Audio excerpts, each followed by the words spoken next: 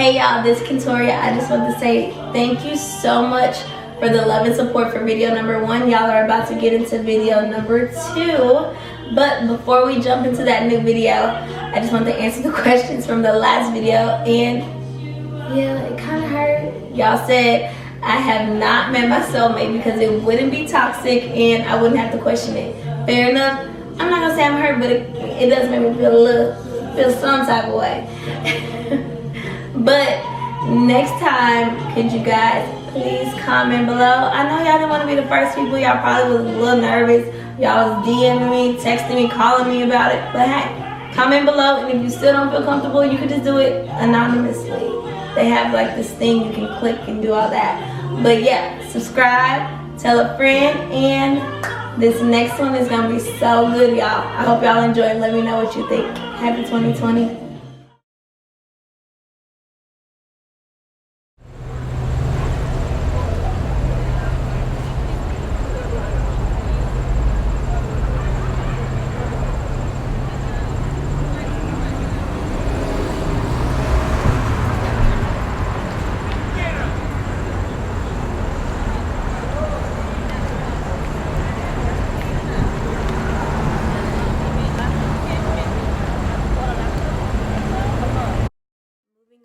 So for today, I am titling video number 2, Path and Purpose.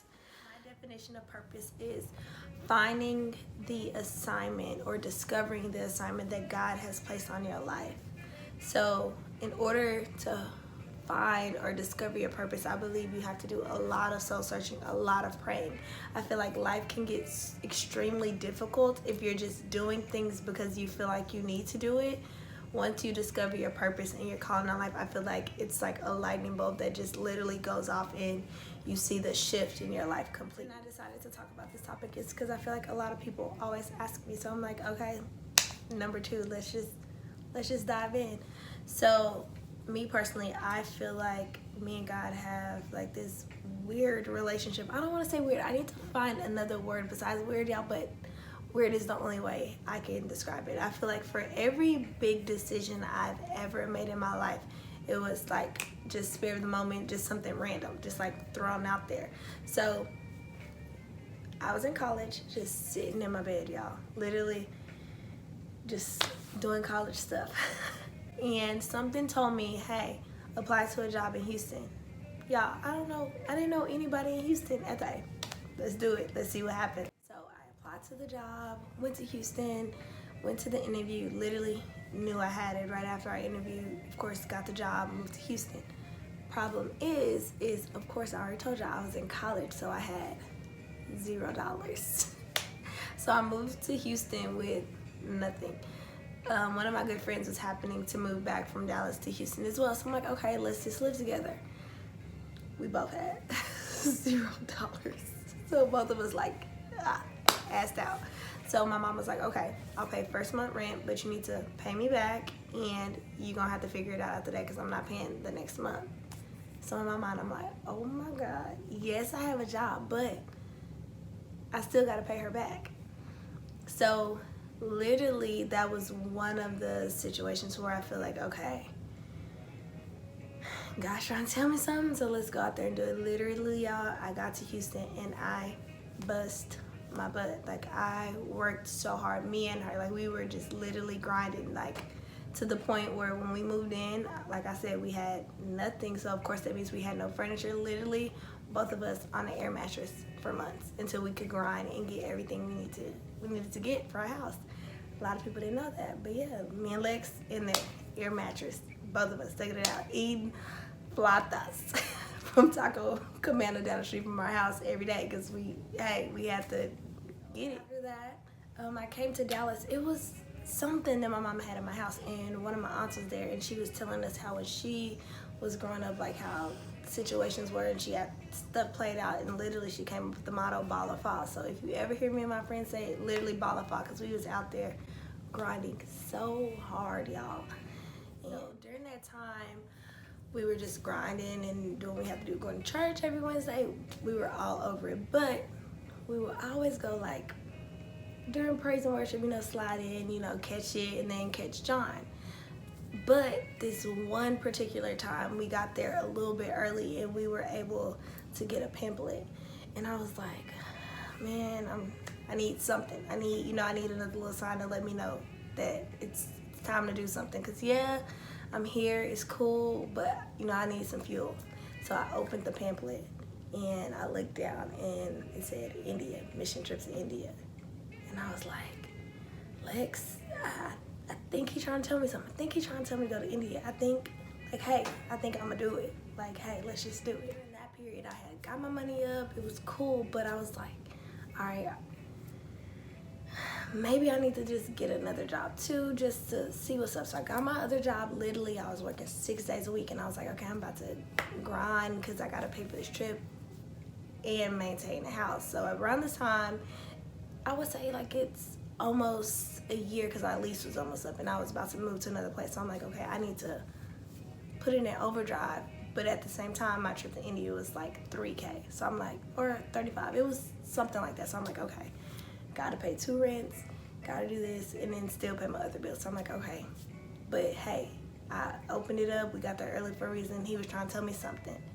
Y'all, going to India was one of the best things I've ever done in my life. And it was something that I feel like I listened to him and he told me, like, Kentoria, this is what you're supposed to be doing. Like, yes, you're a nurse, but this is what you will be doing for the rest of your life. You will be going around the world and you will be helping people and they will be so appreciative and you will feel so whole. Like, I've never felt the way I felt when I was in India, like helping people that I knew couldn't give me anything back in return. So I knew, like, y'all, it's hard to explain, but I knew that philanthropy was something that's gonna be in my life forever. Like, that's going to be me. In regards to my purpose, I feel like he gave it to me slowly.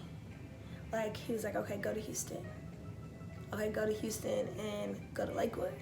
Go to Lakewood, go to India. And then in India, he showed me what was for me. But I believe that I was listening. Like, it's hard to explain, but I feel like I was in tune, like the word is discernment, but I feel like I was in tune with him.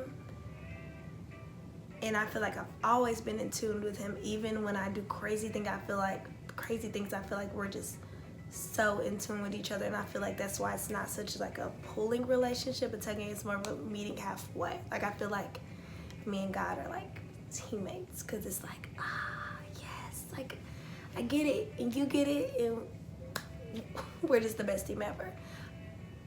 The next question that I always get is, do you ever have moments of doubt? So, in regards to doubts, I don't feel like, me personally, I have moments of doubt. I have moments of uncertainty, if that makes sense. Like, I don't ever doubt that what he's telling me to do is not going to work, because I know if I'm listening to him and, I'm really, really listening and not trying to make my will God's will. Like, if I know it's really his will, I never doubt it. Like, I know it's mine. I don't know how I'm gonna get it or when I'm gonna get it, but I know it's mine. So I'm not gonna doubt you. But of course, I'm always like a little nervous, like, okay, you telling me I'm gonna do this, but how we gonna do that? But he always comes through. So I don't ever just doubt him. Sometimes I just get a little nervous and a little anxious, and I try to move things a little bit faster. I try to slow him down, and it's like, no, baby, you're not the driver. You're passenger, so just let me control this ride, and everything always works out. Advice for people that are struggling to find their way is to seek God and just literally just pray on it and listen to him. Whenever you have that little feeling in your gut or that first thing that comes to your mind, follow it. I've never, ever, ever been disappointed when I follow my gut. Ever. And it's wild, because I feel like a lot of decisions that I've made, I told y'all earlier that it's been on the fly. Like, besides me moving to Houston, me going to India, I up and took travel assignments. I didn't plan on moving. I didn't plan on traveling. Like, literally, my lease was about to be up, and I said, you know what? I'm not gonna move anywhere else. I'm gonna put myself in storage and I'm gonna travel. Literally, like, but it wasn't me, it was him, because those experiences taught me other things and my life went full circle. So I feel like whenever you have that little feeling or that little thing that is getting at you, go for it. Because at the end of the day, you can always recover. But if it crossed your mind and you felt passionate about it, 9 times out of 10 it's something that you were supposed to do. And also, a lot of people feel like they don't have the luxury to dream, the luxury to go out and do certain things, but you do. Like, no matter what your situation is, God, He has the last say. Like, yes, you could have kids.